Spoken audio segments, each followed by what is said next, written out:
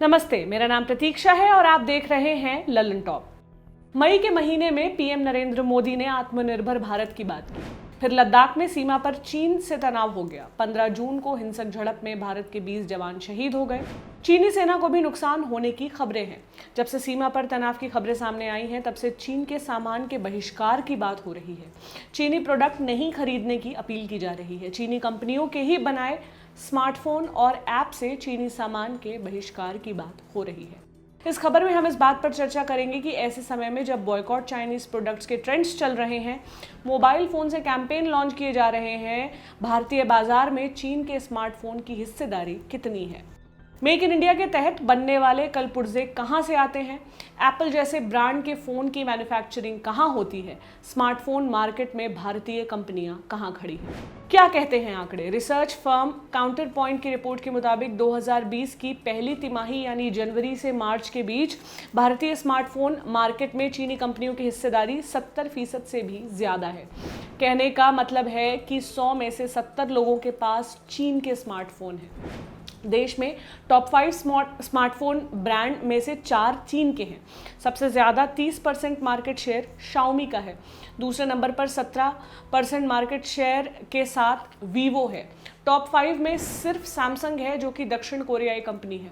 Samsung का market share Bharat में 16% है।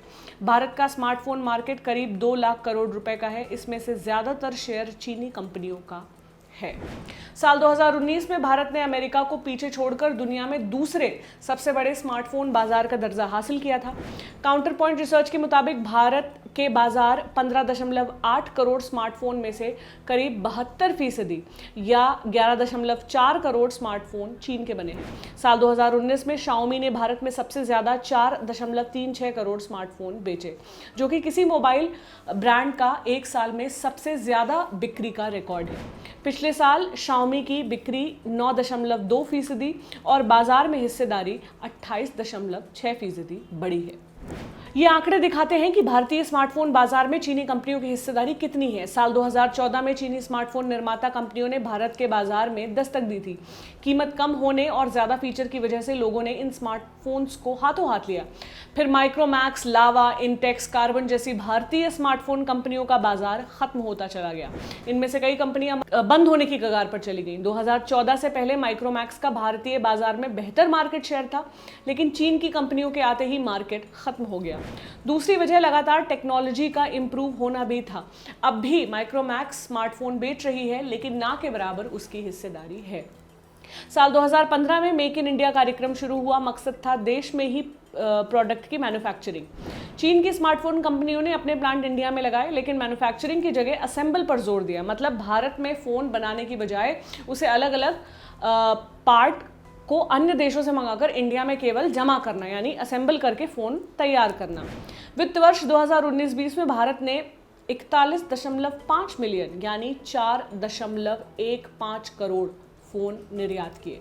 वहीं 5.6 मिलियन यानी 56 लाख फोन आयात किए। भारत ने ज्यादा मोबाइल फोन का निर्यात किया, लेकिन इसका मतलब ये नहीं है कि हम इस फोन का पूरी तरह से उत्पादन कर रहे हैं। Indian cellular and electronics association के मुताबिक देश में मोबाइल फोन मैन्युफैक्चरिंग इकाइयां 2014 में सिर्फ 2 थीं, जो 2018 में बढ़कर 268 हो गई हैं। लेकिन यहाँ ज्यादातर सेलफोन असेंबल होते हैं, न कि मैन्युफैक्चर।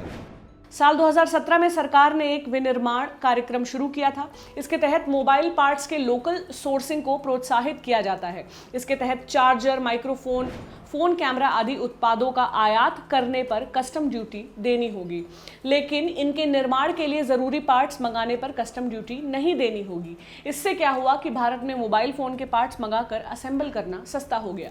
सरकार ने पॉलिसी में बदलाव करके मोबाइल फोन के पार्ट्स के आयात को प्रोत्साहन दिया। इससे मोबाइल कंपोनेंट का आयात बढ़ा, क्योंकि भारत कई कीमती पार्ट्स की मैन्युफैक्चरिंग नहीं करता है। एक मोबाइल फोन के निर्माण के लिए 300 से ज्यादा कंपोनेंट और सब कंपोनेंट की जरूरत होती है। अब भी भारत में मैन्युफैक्चरिंग की जगह ज्यादातर स्मार्टफोन असेंबल हो रहे हैं और इसके अधिकांश कल पुर्जे चीन और अन्य देशों से आ रहे हैं। एप्पल अपने अधिकांश आईफोन का निर्माण दक्षिण चीन की शेंजन शहर में करता है। सस्ते श्रम और कम लागत की वजह से एप्पल के ज्यादातर फोन चीन में बनते हैं। हालांकि पिछले कुछ समय में चीन के साथ अमेरिका के रिश्ते और कोरोना का असर इसके कारोबार पर भी पड़ा है। एप्पल भारत में स्मार्टफोन की मैन्युफैक्चरिंग और असेंबलिंग करता है, हालांकि ये बहुत छोटे पैमाने पर है। कोरोना के बाद से एप्पल चीन से अपने प्रोडक्शन प्लांट को भारत में शिफ्ट करने की बात कर रहा है। इसके इंडिया आने की बात जोर शोर से हो रही है। फिलहाल तो भारतीय बाजार में अधिकांशतः चीन के बने एप्पल फोन ही बिक रहे हैं।